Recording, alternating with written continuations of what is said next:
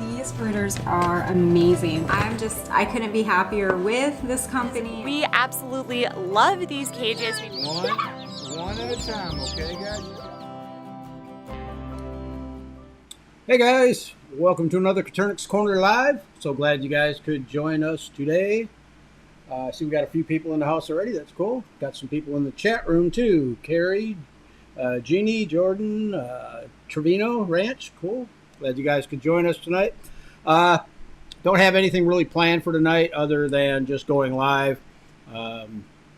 We haven't been live, within the last few weeks we have, but prior to that, it's been a little bit. So I'm trying to keep things rolling here so we don't get too far behind again. I do have some announcements that I'd like to make. We've got a few things going on over with the CoturnixCorner.com website. I'm starting to work on the Coturnix Kids project again. I have reached out. I've got some sponsors that are already lined up. So we're going to go ahead and start accepting new entries into the Coturnix Kids project. Some of the prizes are going to include, I don't have it on my thing. I'm sorry about that. Some prizes will include, we got a cage from Hatching Time. We've got some hatching eggs from Thieving Otter Farm. I am working right now. I'm talking with Tractor Supply to see if I can't get them to commit to an incubator to give away each month. And then some other small prizes, like maybe a gift certificate so you can buy, feed and whatnot from Tractor Supply, egg candlers, stuff like that. So we're gonna go ahead and open up the entries. So if you have any kids that are interested in getting into the project, you can go over to CoturnixCorner.com, and there's a page, excuse me, listed in the nav bar for the Coturnix Kids project. Just go to that page, read up what needs to be done, and get them submitted to me, and we'll go ahead, probably announce the first winner first or second week in June, as long as I've got the sponsors lined up. Speaking of sponsors, I do want to give a shout out to our channel sponsors, Southwest Game Birds and Hatching Time. Southwest Game Birds donates a 30 count of hatching eggs to give away every week here on the channel, so we appreciate that.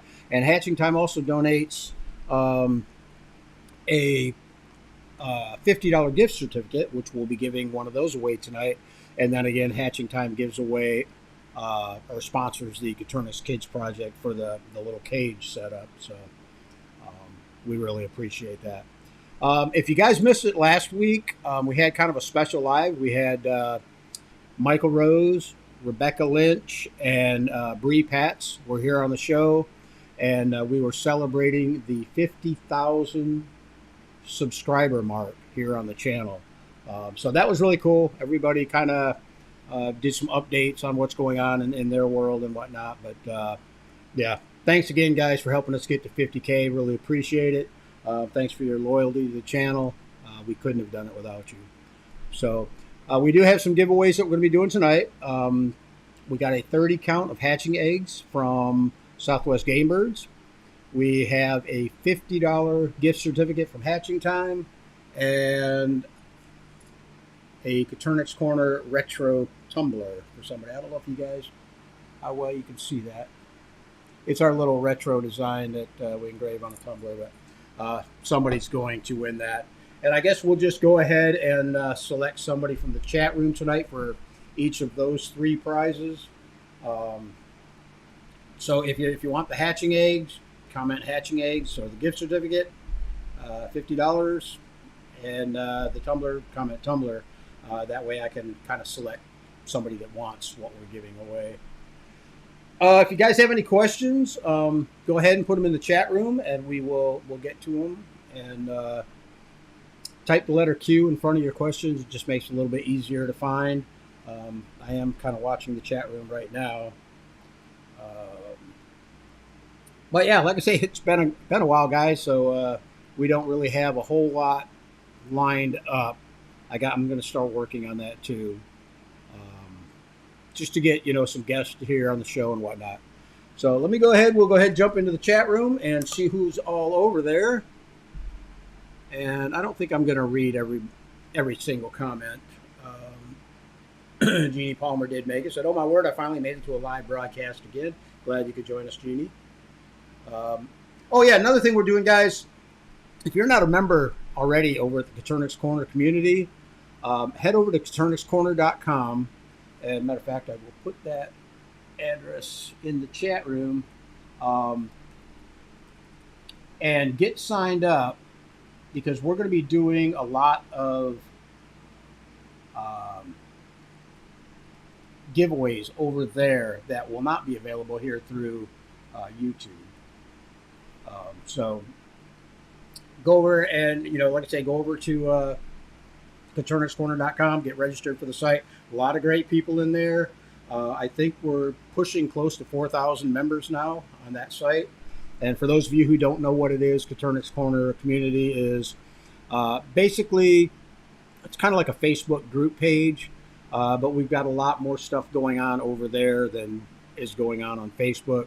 There's a farmer's market that you can, sell and buy stuff through. We've got the Coturnix Corner Library, which is a repository of a bunch of articles, videos, websites, whatnot. It's all helpful information, all in one spot for you to, do your research and, answer or get questions answered over there. Let's see, what else is going on? Oh, then the Coturnix Kids Project. So, all right, let me go over here and get on this computer. Can you guys hear me okay? I had some issues last week with my mic, and I think I got them taken care of, but I'm not sure. So if somebody could comment, let me know how we're doing on audio. I'd appreciate it. Where are we at here? Okay, Carrie Ricker's in the house. Is hi from New York. Jordan Hauser's joining us from North Carolina. Glad you could join us.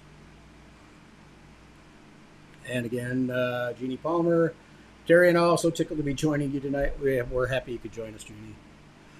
We do have a Facebook user in the house. For those of you who are joining us on Facebook, if you go up to the top description, there will be a link in that description that you've got to give Facebook permission to use your profile icon and your name. Otherwise, I just see you as Facebook user.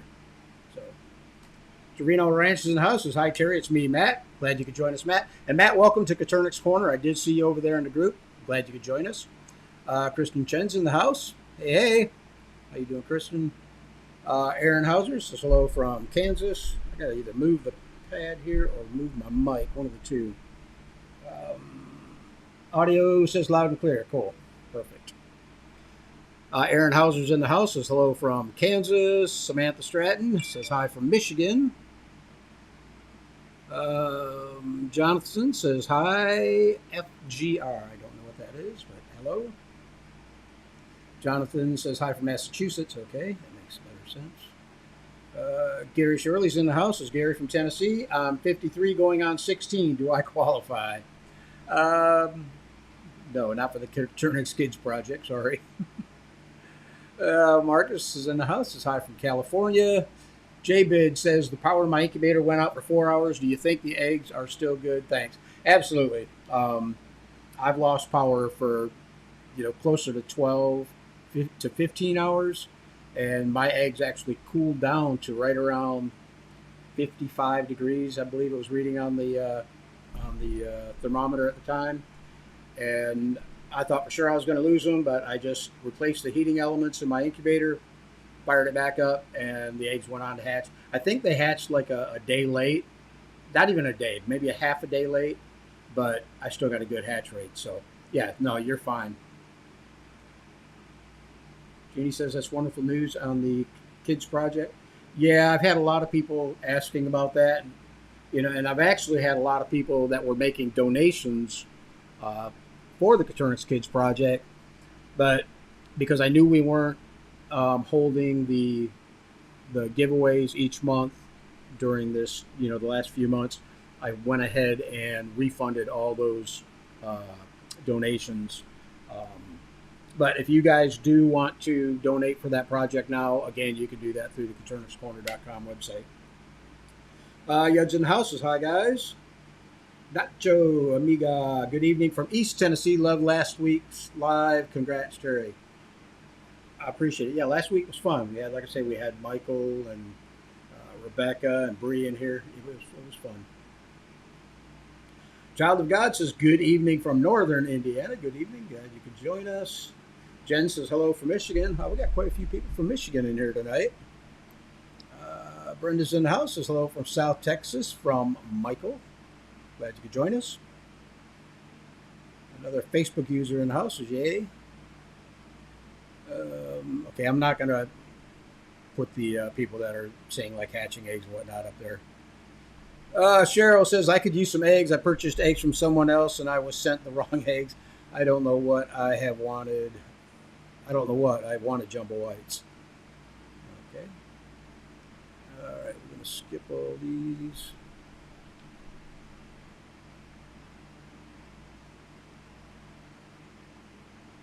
Tony's in the house. Says, hi from Toronto. Glad you could join us again, Tony. Haven't seen you around in a while. Aaron says, first notification of the live. About missed it. Hello from Indiana. Well, I'm glad you got it, and welcome to the show.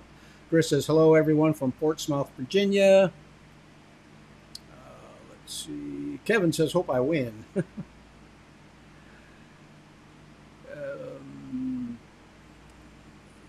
Nacho Amigo, is there a different place the chat room is on? If you're in the YouTube channel, that's where the chat room is. You can't see the chat room from Facebook, unfortunately. Cage Fighter says, good evening. Love the channel.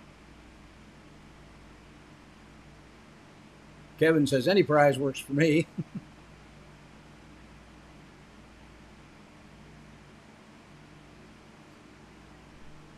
Maury's in the house, is hatching eggs. Glad you could join us, Maury.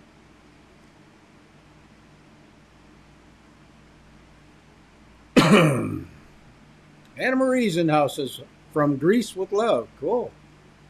Got somebody over the pond watching us.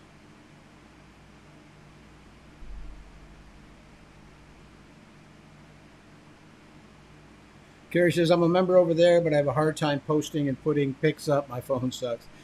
Yeah, I've heard that from a few people that the website, I mean, it works on mobile, but it's not perfect like it would be on a laptop or on a computer. But it is mobile friendly. I mean, I get on it all the time from my phone, but I know where everything's at. So I guess people that are new to the website over there and are trying to get on with a mobile might be a little bit tricky until they figure out how the things work over there.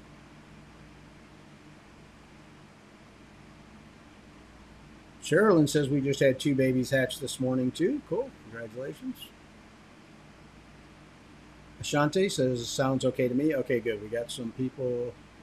Yeah, Nacho, we're going to have a little bit of fan sound. It's actually the air conditioner blowing. It is hot here, guys, in Florida.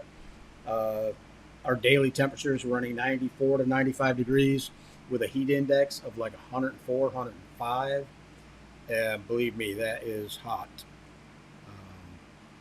I actually, for the first time in quite a while, put my air conditioner on out in the quail room.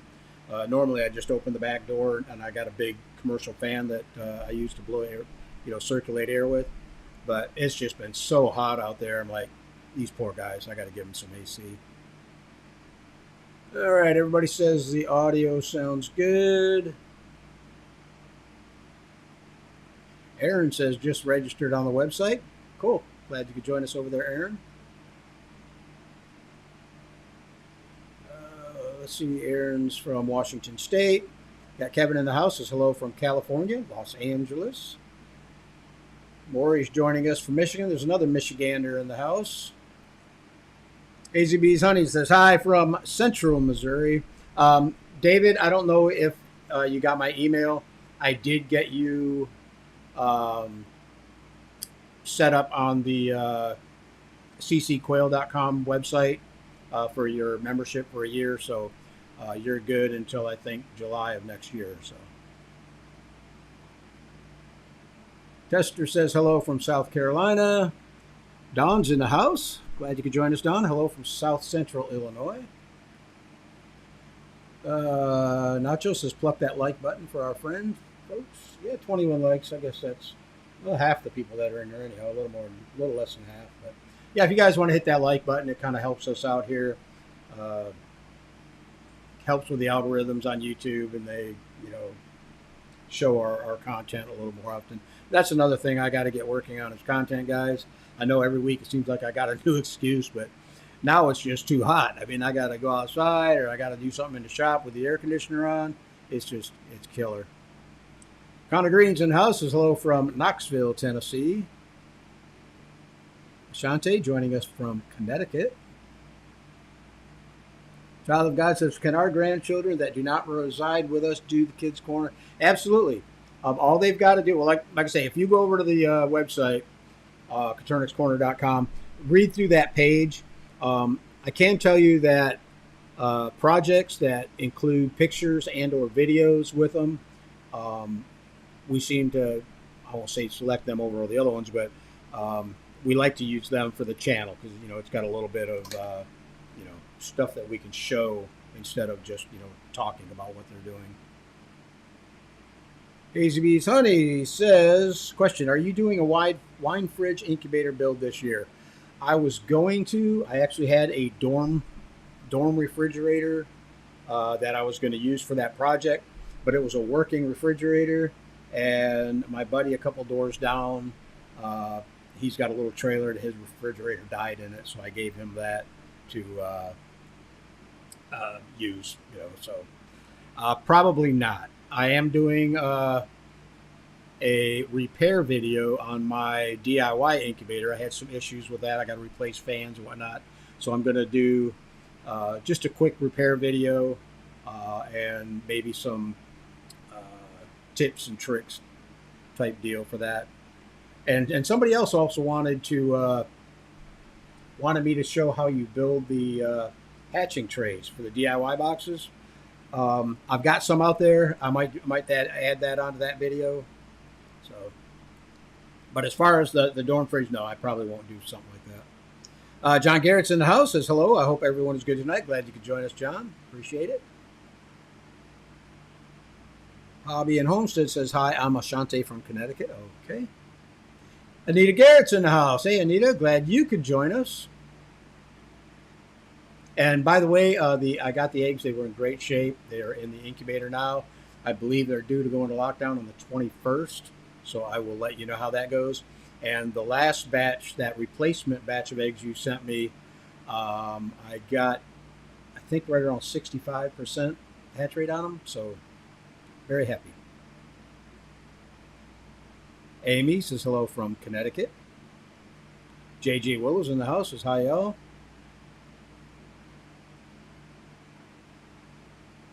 Child of God says, sorry, the grandchild question prior to finishing. I'm babysitting 2 of them this summer. Yeah, like I say, if you want to get them in, the only thing that I really need is permission from either their parents or their guardian to use their videos and or pictures that they send in online. Okay, a whole bunch of people saying they would love the tumblers. Connor Green's in the house says, have you ever used a PID temperature controller in an incubator, and would you recommend it? To be honest with you, no, I have not. I have seen people that have used them, a couple of them on the DIY box, and they said that they work just fine. The only controller that I've ever used was the Inkbirds, and I've always had good luck with them, so I don't fix it if it's not broken. Kerry Ricker says, I can get on and read things, but upload pics fails and posting takes forever for my post to go up. We're out in the boonies, the internet's not the greatest. Yeah, that would do it. I don't know what to tell you on that one, Carrie. Sarah says hello from Pittsburgh, Pennsylvania. Dragon Girl's in the house says hi from Byron, Georgia. Glad you could join us. Terry says Gale's Quails from the Rio Grande Valley. Cool. ACB Sunny says, thanks, Terry. I've been using it every day. That's cool. Samantha says, question. I have a male that seems extra with the ladies. Should I increase my ratio of 1 to 5 or 1 to 7? Or will that decrease my fertility too much? My hens are getting rough looking.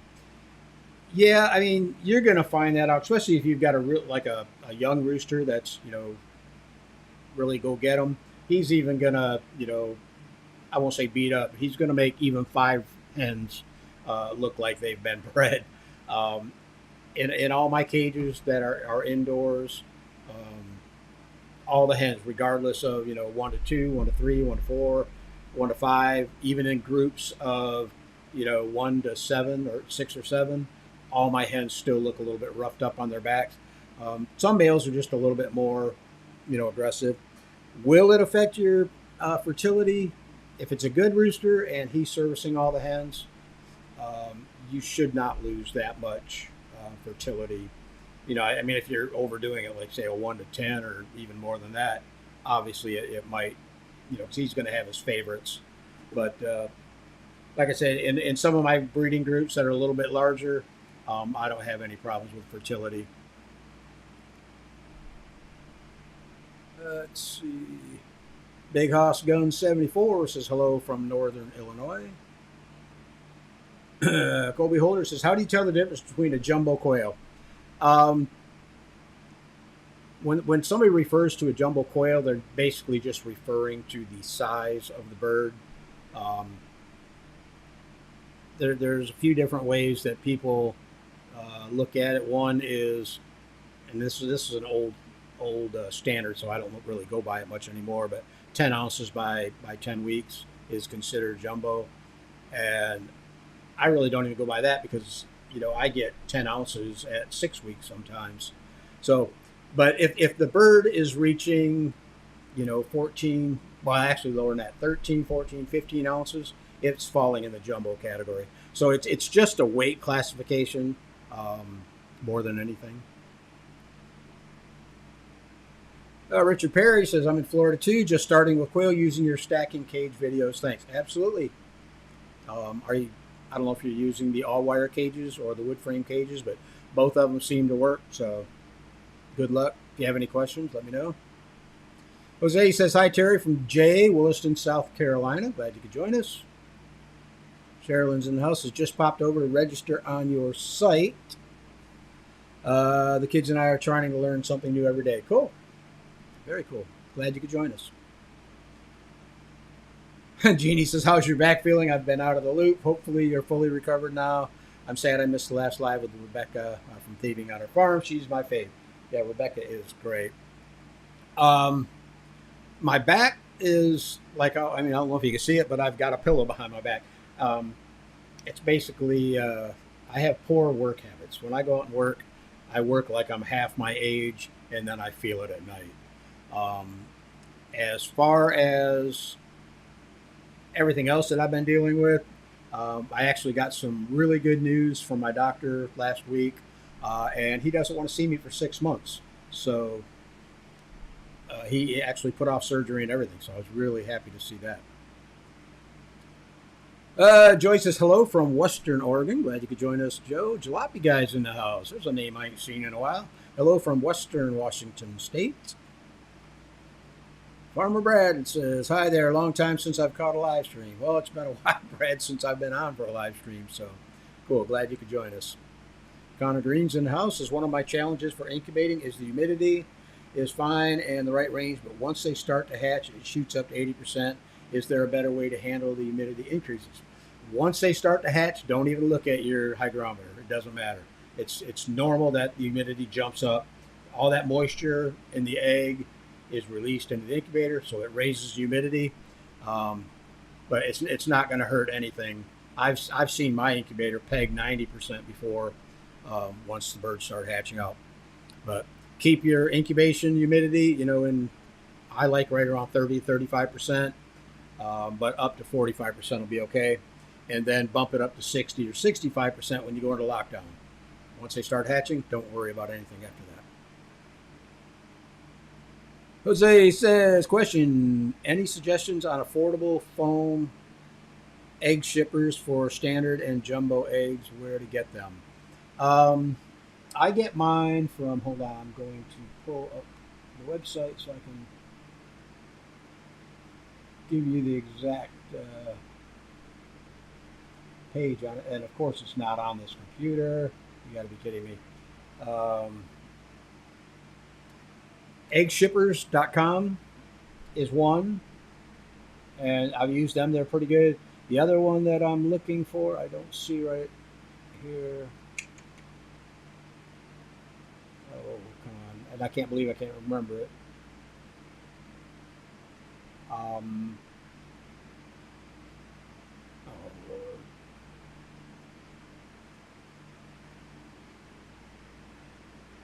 Yeah, eggshippers.com is the only one that I've got bookmarked. Sorry about that. If I think of the other one before the end of the live, I'll go ahead and post it.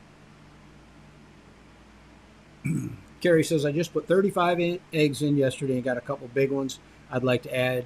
Can I do that safely or no? Yeah, if you just started incubating yesterday, yeah, you can throw in a few more eggs. They might hatch, a day later than the other eggs, but yeah, it's no big deal. Mike's in the house. Good evening from Michigan. Boy, we got a lot of people in the house from Michigan tonight. That's cool. Big Hoss Gun says, I just had my first hatch a week ago. 21 out of 25 of my eggs hatched out. Cool. Congratulations. It's a good hatch. Dawn says, I have lockdown coming up Friday. Nice. Can we see the lap pup? This is Cookie. Say hi, Cookie. She's lazy. She got her rabies shot yesterday and not real active lately, are you, girl? Facebook user says howdy from Sacramento. Talking to Connor. Rana? I hope I said that right. Hi, if your quail first start laying small eggs, would they be fertile? My new hens have started laying. I normally don't even incubate eggs that are, when a hen starts laying, I like to give her a couple weeks, to get her egg factory working, and to make sure, that the rooster's been breeding with her and the eggs are fertile. You're going to notice a lot of quail will lay like really small eggs, or I've even had some eggs come out rubbery. You'll have issues with first time layers. So, give them a week, preferably 2, and then start collecting for incubating. Richard Perry says, wood frame cages. Okay, not using the rollout bottoms, thinking about snakes. Yeah, good idea. If the cages are going to be anywhere where, there's a potential for predators to get in them, definitely go with a fully enclosed cage. And it doesn't take much more to open the door to collect your eggs. I tell you what you can do, and I've done this before on those cages, is get like one of those shoebox containers and put a little bit of sand in it, about 1 inch of sand, and 9 times out of 10, your hens will lay their eggs in that little sandbox. So it makes it easier for collecting. And it keeps the eggs cleaner. Jen says, they're a good spot to be able to tell more about the different colors of birds. We're very new to raising quail, but I have lots of different colors. Raised rabbits, I know there's so many breeds and colors. Yeah, there's actually here on the channel, there is a playlist called Colors and Genetics, something like that. And that's with Allie from Maine's Confetti Quail Farm. She goes through a lot of the genetics on all the different colors. But if you want really in-depth information, go to on Facebook. There's a group called Coturnix. I got to look at the names. I can't remember. It's Coturnix Colors and Genetics, I believe. And yeah, Coturnix Quail Colors and Genetics. They've got a ton of reference material over there, with different colors and different varieties. A ton of people over there that really know. They're able to identify colors that I look at them and I'm like, wow, what could that possibly be? Oh yeah, Feathered Hatchery. Thank you, Anita. I appreciate that. That's run by Scott Rhodes for egg foamers. Really appreciate that, Anita. So yeah, Feathered Hatchery. I don't know what the web address is, but I'm sure if you did a Google search, you could find them. But yeah, Jen, check out the Facebook group page over there. They've got a lot of great people that can ID birds for you if you want to post pictures. They've also got a ton of reference photos in their photo albums. Jeannie says that's great news from the doctor. Thanks for the update. Absolutely. Creekside Homestead says, will jumbos revert in breeding stock back to standards, or do you have to stay up on large eggs and birds to keep them at jumbo? That's the one thing about jumbos is you do have to manage your jumbo lines correctly, or they will revert right back to a standard size quail. But you can also do the same thing in reverse. You can take a standard size bird and with selective breeding and selective culling, you can make that into a jumbo line. So yes, stay up on it, and it doesn't take long to mess up a jumbo line. Just keep up with the culling. That's one of the biggest things I can say. Mike says, questions, how many breeders do you keep per square foot of cage space? That's a topic that comes up all the time. Some people, I know, professional breeders that keep it really tightly packed, like 4 birds per square foot. I normally don't go that much. Probably the most I ever do right now is 2 birds per square foot. But I would try it. Start out maybe a little bit higher, and if it's not working out for you, maybe cut your ratios down a little bit. But I know a lot of people say that if you keep a tighter group of birds, they do better as far as aggression issues and whatnot. So, like I say, I don't keep them packed in that tight anymore, but I'm probably close, like I say, 1 or 2 birds per square foot. So.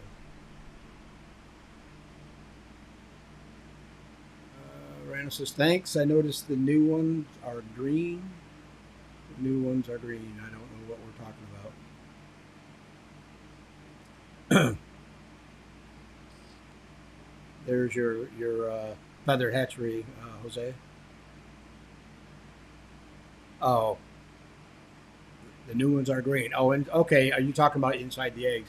Yeah, you'll get varying colors inside the eggs. A lot of people think that when you have a bluish interior of an egg, it means that the bird's het for celadon, which really has nothing to do with it. So, it can vary. Cheryl says, got to run. The power just went out, and I have to insulate the incubator so we don't lose heat. I've got babies mid-hatch. I'll be back. Love your show. Site's so informative. Thank you. Okay, good luck, and take care of them babies. Okay, Connor Green says, I used the incubator controller and had both the temperature and humidity in the range per incubator video, but half of them were fully developed and some picked out but never hatched. Any ideas? I used the Inkbird controller and had both the temperature and humidity in the range for the incubator video, but half of them were fully developed, some picked but never hatched. All right, it sounds to me like you had some issues. I don't know what you had as far as humidity levels. If you get birds that pip and never hatch out, I mean, it could be, that they got shrink wrapped inside the egg. The bird just couldn't move. It could be that the birds were just weak, genetically weak stock, and they just, after internally pipping, they just didn't have the energy, and externally pipping, just didn't have the energy to unzip and hatch out. You didn't say about, but half of them were fully developed, some picked out but never hatched. Any ideas? Local eggs. I would give it actually what I would do, Connor, double check your incubator. Run it a test without the eggs in there. Make sure that your humidities are staying stable. Your humidity is staying where you want it. Because usually, when you run into eggs that fully develop, that's telling you that your incubator did its job right up to the time that the eggs were due to hatch. But some pipped and didn't hatch. That to me, a weak chick. Maybe they got shrink wrapped in there, which leads to humidity issues. The ones that were fully developed and did not hatch, you can open them up and see if they internally pipped. If they internally pipped, they most likely suffocated because the air cell was a little bit too small. And they just couldn't get enough air. Because a lot of times after they internally pip, they breathe oxygen for the first time, but then they got to take a little bit of a rest so they can have the energy to externally pip. So, okay, fluctuation was only a half degree. Yeah, I don't think it was a temperature issue because of the fact that they all developed. I'm leaning more towards humidity. But I see you say you got 40% humidity and 60% during lockdown. Yeah, that's about right. I mean,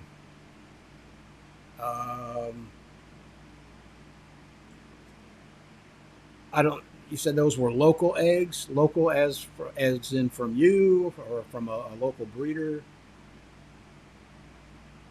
You know, maybe try a different source of eggs and see if it doesn't do better.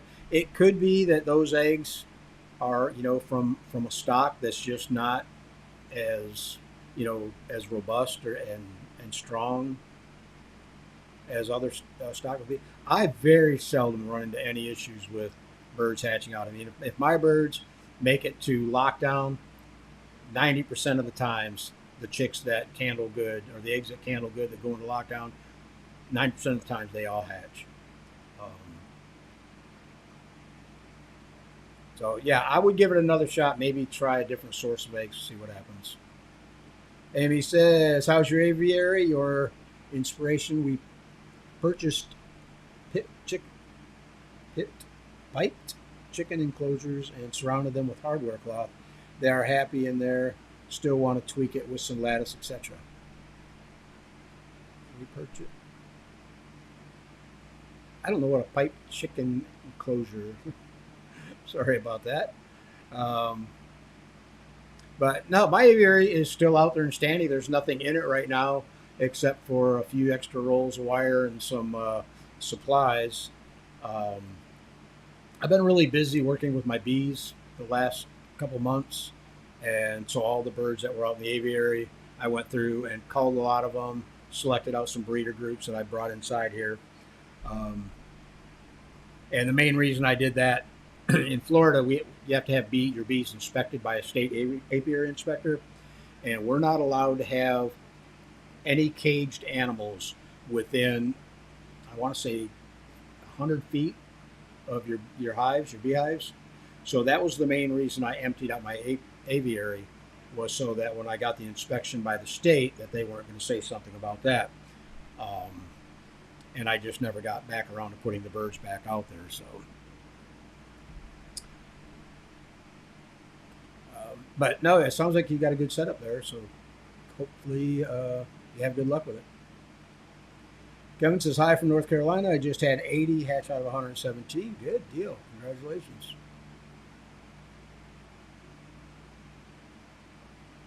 Don said, talking to Connor, I got rid of the Nurturite 360 after 5 hatches, watching them zip and dry before they could get out.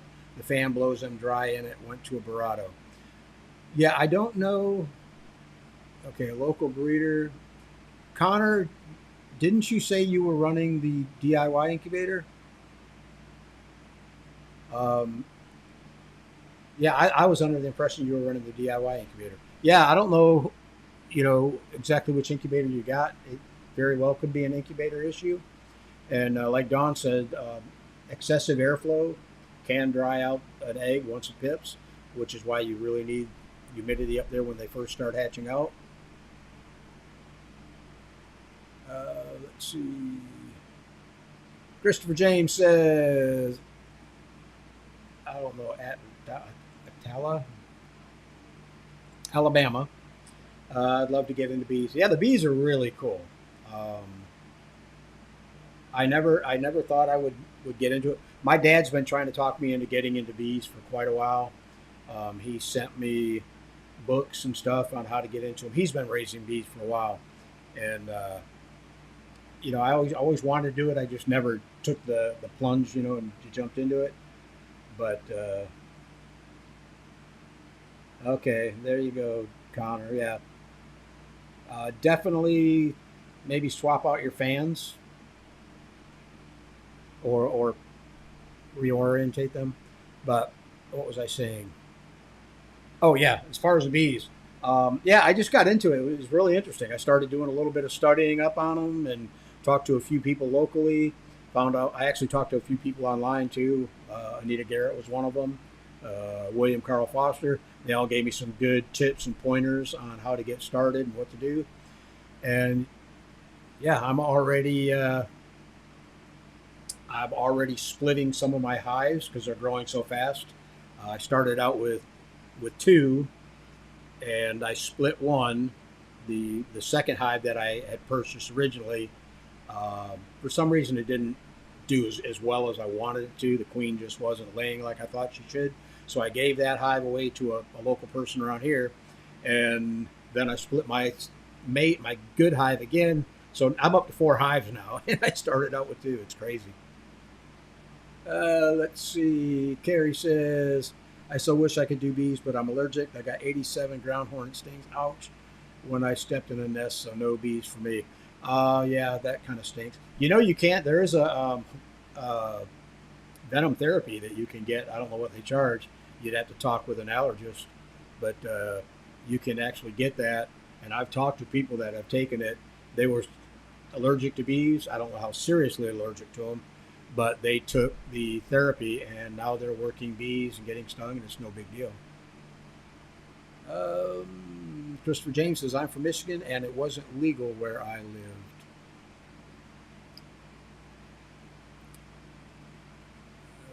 Okay, I'm not sure what wasn't legal. Sorry about that.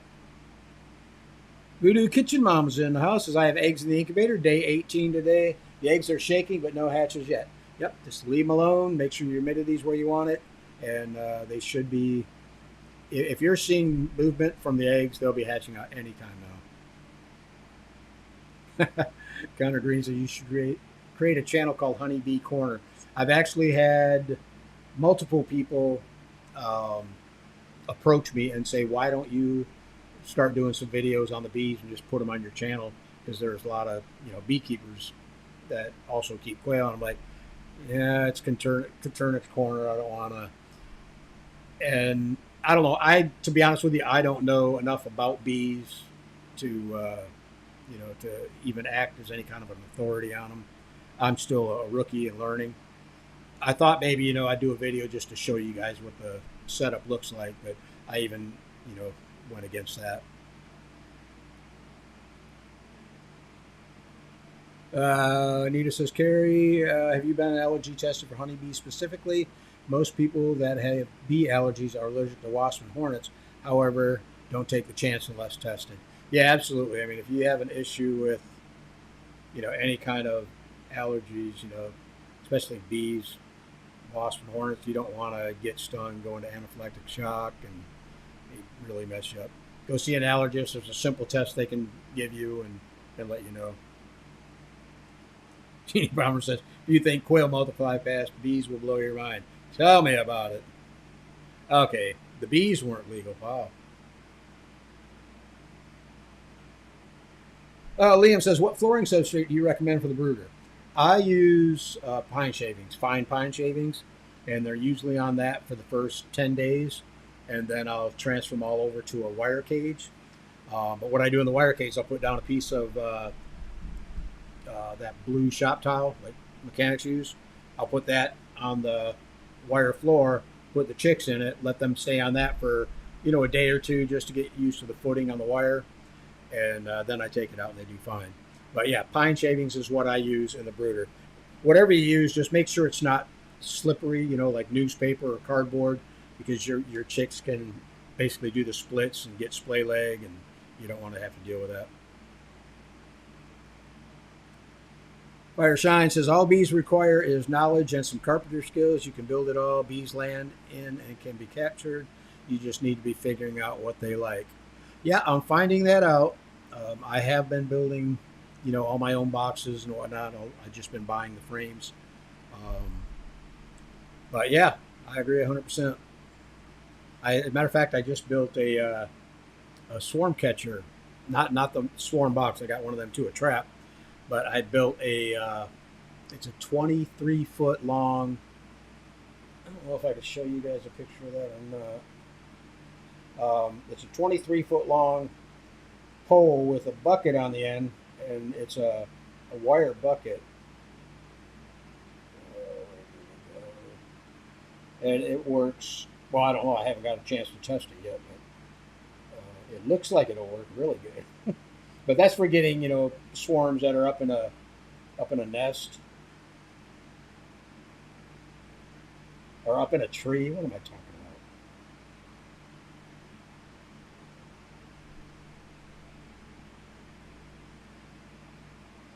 about? I don't know. No, you're not gonna be able to see it because of the light. Sorry about that. I might post a picture of it over on the Facebook group page. Let's see. Nacho says, question. Mine are taking longer to mature than I feel they should, 9+ weeks for most I currently have, but just keep being patient, or should I change something? Okay, you're talking about your quail at 9 weeks. Yeah, they should, for the most part, be laying by then. You could actually go another week, go 10, even 11 weeks, to see if they start changing, or if they start laying. If you're hearing your roosters crow, they're getting close. You can check your roosters for foam and see if they're producing foam yet. But check your. You should have plenty of daylight hours now, even without adding supplemental lighting, unless your birds are indoors. You might want to make sure, like my shop lights come on; they're on 16 hours a day, and that's year round. As long as your birds aren't, getting stressed out, stress can cause them to, not, mainly with the hens, not laying. The males and roosters are usually pretty good about, they don't care about stress. They got one thing on their mind, and that's breeding with the hens.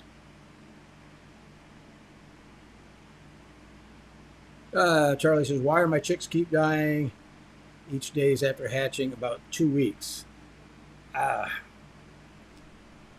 Charlie, without knowing more about your setup, it's really hard for me to say. I mean, it could be the line of birds that you got, the quail. But most likely it's something that's not quite right, whether it's a food issue, a water issue. By 2 weeks, the birds should be pretty much off the heat, unless you're in some really, really cold area.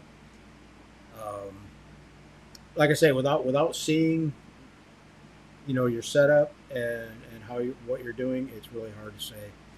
But I would definitely check your feed first.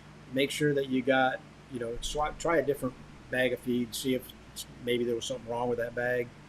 Make sure that your water's, fresh, clean water. You're not cooking them with too much heat in the brooder, or they're not getting too cold. Like I say, this time of year they shouldn't be getting too cold.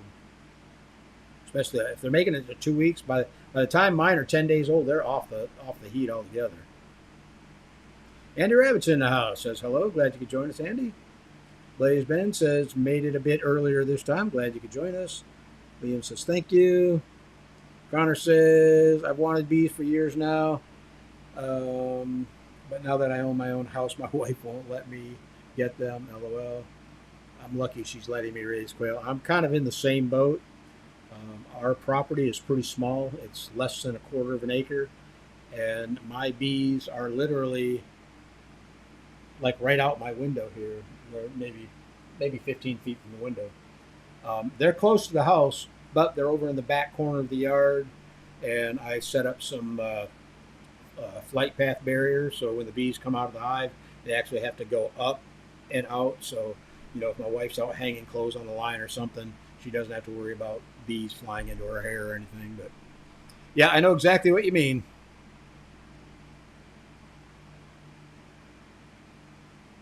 Jeannie says, oh, you're getting fancy schmancy with that pole bucket. It's really a great way to reach those hard to reach swarms. Yeah, I saw it. I actually saw a video on it on YouTube, and I'm like, that's a good idea. I kind of modified it a little bit. I think mine looks better than his, but um, yeah, I even posted a picture of it on a couple of the different bee groups over on Facebook, and they were well received. Got a good response from them. Now I can't wait to try it out. So I need to let my hives build up so they swarm, and I can go try it. Let's see. Child of God says, I live in a small city, so bees or chickens are not allowed. The quail to stay in a spare bedroom. I have cages almost set up. Brooder box ready, 16 eggs in the incubator.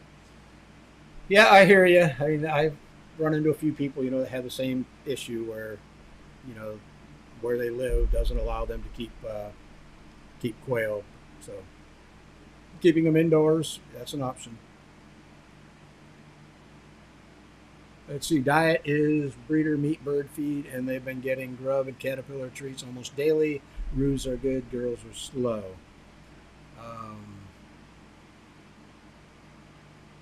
Okay, you're talking about your birds maturing. Okay, um, a breeder meat bird feed. See, I would have kept. I keep my birds on a layer, or not a layer, on a game bird starter from the time they hatch out up until the time they start laying eggs. And once they lay the first egg, that entire group, if one hen starts laying, the entire group goes over onto a layer feed. Um, I would I would also cut out the treats, um, cut it back to maybe once a week. The grubs and caterpillars have a lot of protein, which is going to cause your birds to, get fat, and they are outside. Okay, well, outside's good. We know we've got plenty of light. Um, yeah, I would just, I mean, as long as the birds are healthy, just give them a few more weeks to see if the hens don't start laying. Like you say, the males are already good. The girls are just slow. So, yeah, I would, give them another week or two and see how they do. Blazeman says, how long after the first hen starts laying till most other hens start laying? That can vary. Most of mine, I won't say most. Yeah, most of mine are probably within a 2 week period from the first one. Because, I mean, sometimes you get hens that start laying early. I've had hens lay as early as, 4.5 weeks, 5 weeks. And then I've had hens that take up to 8 weeks before they lay their first eggs. I've also had hens, like Nacho's problem, where they don't start laying until 10 weeks. So, but for the most part, usually once a group of hens start laying, and I switch them over to the layer feed, the rest of them are within a week or two behind the first one. OEF veteran 2010 says, thank you for all your videos. Absolutely. Thank you for your service.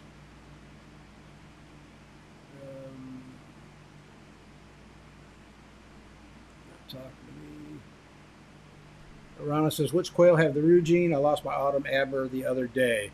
What is known as an Egyptian has a Rugine. Scarlets carry the Rugine.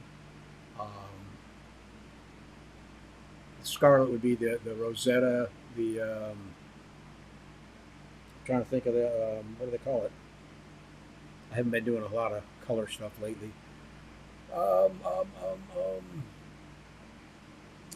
Anyhow, it's the Tibetan with the Rugine is a. Come on, somebody help me out here. Range, red range, unbelievable. Couldn't remember that. Easiest one to find is going to be just finding somebody that's got a Egyptian rooster, and you can get the Rugine from him.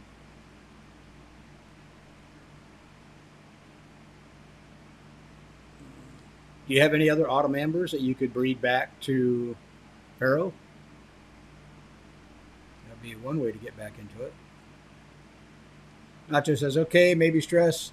I may need to throw some boards around the aviary a foot or so up to prevent them from seeing the night critters. Yeah, definitely stress can slow stuff down. Okay. Jeannie says, I'm still working on hatching enough quail that I can get my 9 grandkids started with them. Cool. I love that they're so keen to learn and grow, so I encourage them any chance I can. Absolutely. It's the way to do it. Rebecca's in the house, and I did not know you were going live tonight. I'm happy to offer a giveaway. So there you go, guys. We've got two 30 count giveaways tonight. One from Thieving Otter Farm and one from Southwest Game Birds. So there'll be two lucky winners for hatching eggs. Andy Rabbit says, nice to see you tonight, Terry. Nice to see you. Range, thank you. I knew I'd remember it, but thank you, Rebecca.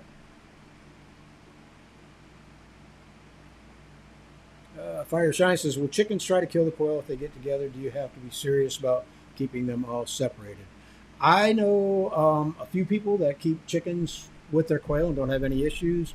We had one lady on our show a while back. She's got a huge aviary in her backyard, and she has chickens, turkeys, pheasants, you name it. She's got them all in there along with her quail, and they do just fine together. So I've never tried it.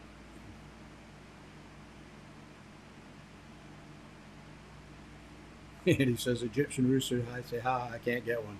I actually, I got a bunch of Egyptians actually out in the quail room now. I've been working on a red pansy line. So I ended up having to get some Egyptians so I could get that the Rugine in there. But things aren't going as I planned with that line, so I might just dump that whole project altogether. I don't know. Connor, you're in the giveaway just by joining in on the chat. So, Danes in the house says, hello from Georgia. I'd like to enter the giveaway. You are in the giveaway.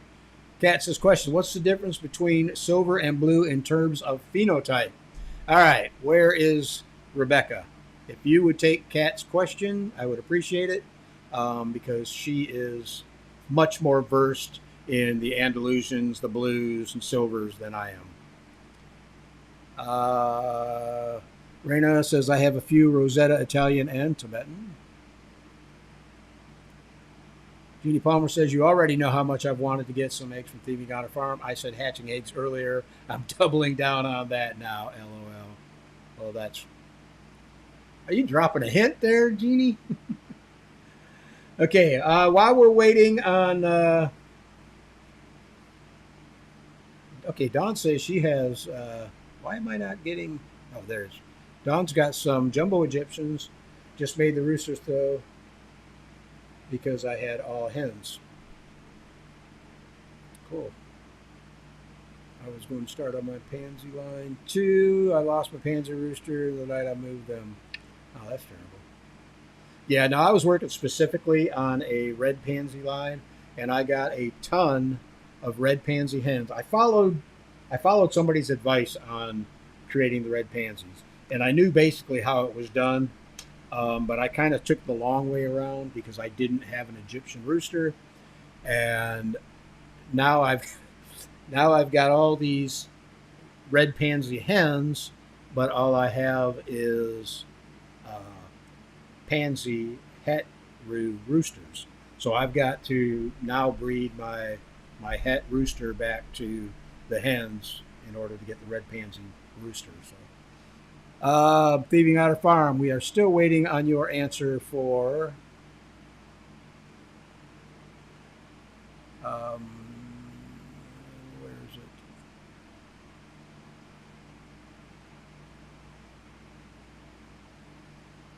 Why on earth did I lose my question? Oh, for Kat. Yeah, Thieving Otter Farm, if you could answer Kat's question, what's the difference between silver and blue in terms of phenotype? That would be much appreciated.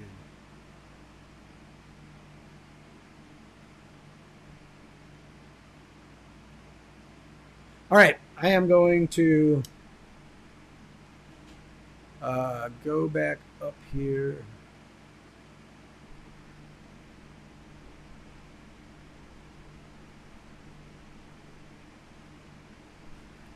While we're waiting on Rebecca. Oh, answer. Looking for a spot to pull over. I'm driving. Okay, well, you got a few minutes. Don't get in a wreck on our account. Amy says, probably dumb, but I purchased eggs from 2 different breeders. Is it a good idea to mix up the gene pool, or does it really matter? For the most part, it does not really matter.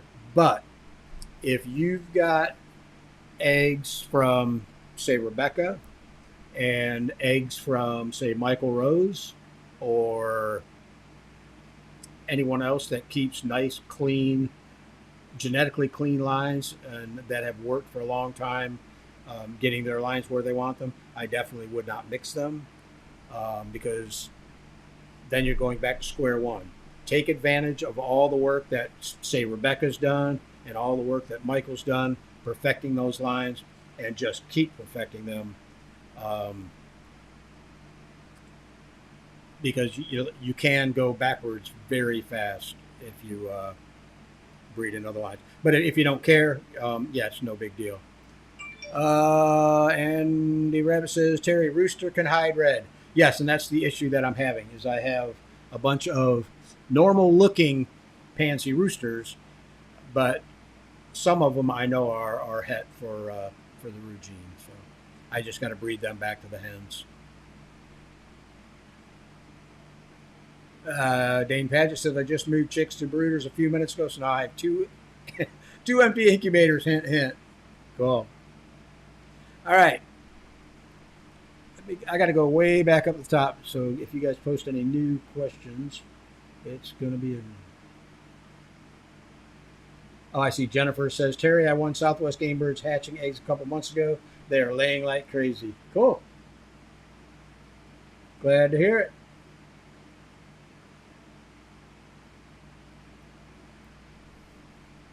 All right, I have to go back up here and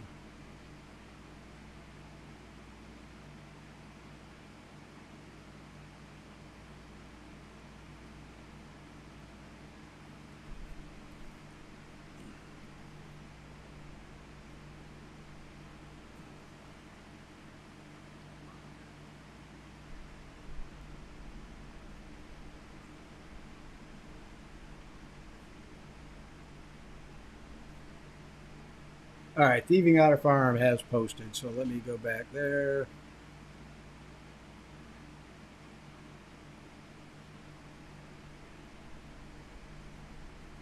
It's hard working off of 2 computers. Okay, Thieving Otter Farm says the main way to tell blue from silver is that, I'm going to put it up there, silver is always pied. See, I did not know that. It will always have white wingtips and sometimes have white on the body. Blue have white wingtips unless it has the dotted white. You're welcome to send me a message for a more detailed explanation and pictures.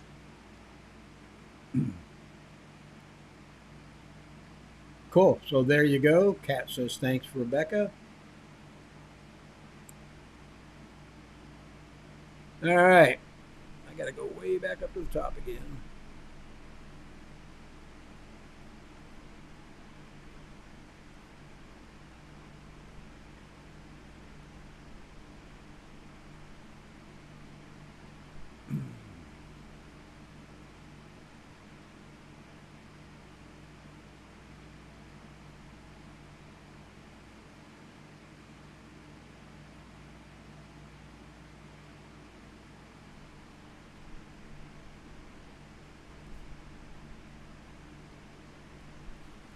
All right.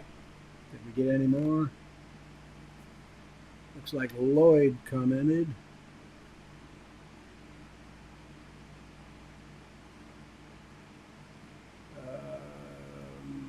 Nacho says, appreciate you, Terry. Absolutely. Thank you. Thieving Otter Farm says, that should say blue will not have white wingtips unless it also has dotted white. Okay, there we go. And Lloyd says, hi, Terry. I ordered 36 eggs from who? Kat says, thank you, Terry. This is such a wonderful educational forum for the quail community. Yeah, that's what we're trying to do. I mean, I got a lot of great people that, chime in and help us out. It's not definitely not a one person thing. This is all a community effort. as far as I'm concerned. Wow. Hi, Terry. I ordered 36 eggs, 14 hatched. They had convulsions, and could barely walk. Is it the feed or illness? That's hard to say. I mean, was that directly out of the egg? You were having issues like that, or was this something that, progressed as they grew up a little bit? Issues. They came from New Jersey. I don't know who's in New Jersey. Again, I mean, if you had issues with not being able to walk, were they splay leg, or were they just, did they have, any other physical issues that you noticed? It's hard to say if it was feed, or it was actually hard to call either one, without knowing a little bit more about, the conditions the birds were kept in, the age when this happened. So, yeah, if we had a little bit more info, it would help. Yeah, kind of, we are going to try to be a little bit more consistent with the live streams. Like I say, I've been dealing with some issues health-wise for the past few months that, for the next 6 months, I don't have to worry about it. I called my doctor's office a week ago trying to schedule a recommended surgery, and they told me, nope, we're not going to do it. Come back in 6 months. We're going to recheck everything out, and no splay leg seemed to develop in the first 2 weeks.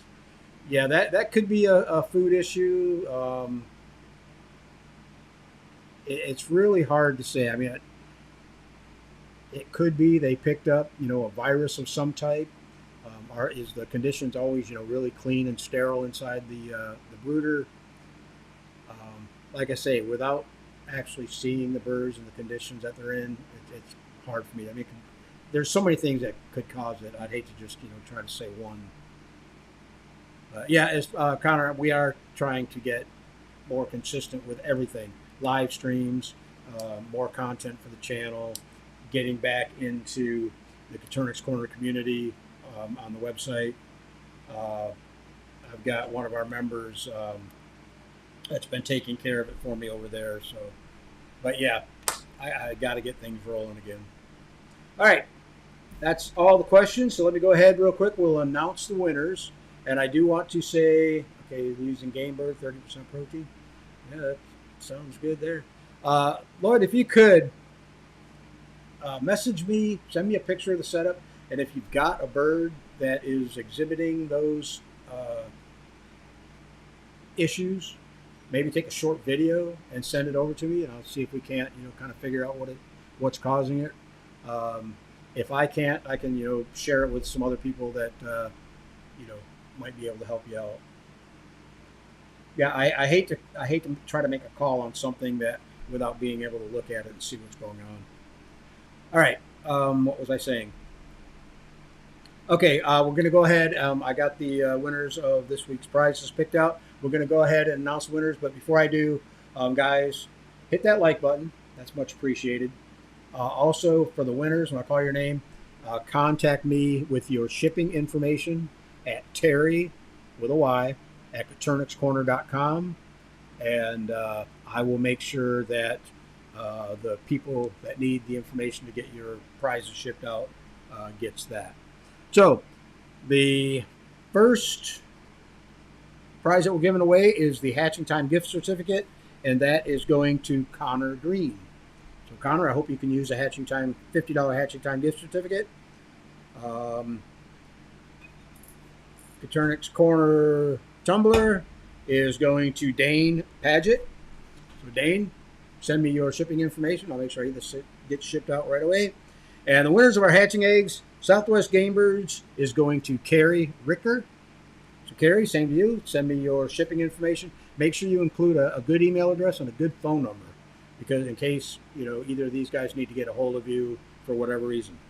And the winner of the Thieving Otter Farm hatching eggs is going to Jeannie Palmer. So Jeannie, Merry Christmas, Happy Birthday, you got your wish. All right. Connor Green says thank you. Congratulations. Mary says, "Jay, my eggs from my Shire shipped today. Let the fun begin." Congratulations. Hope you get a good hatch. Jeannie Palmer says, "Congrats." Congrats, Dane. And congrats, Jeannie, because you won too. So that's about it out of me tonight. I want to thank you guys for joining us. Congratulations to all our winners. As far as I know, I will be going live next week, Tuesday. I will make a post over on Facebook either way to let you guys know. And I might even see if I can't drum up a guest to come on the show, and somebody that knows more than me and can, share their knowledge with you guys. So, guys, again, thanks for joining us. Winners, congratulations, and we'll see you guys next week. Have a great week.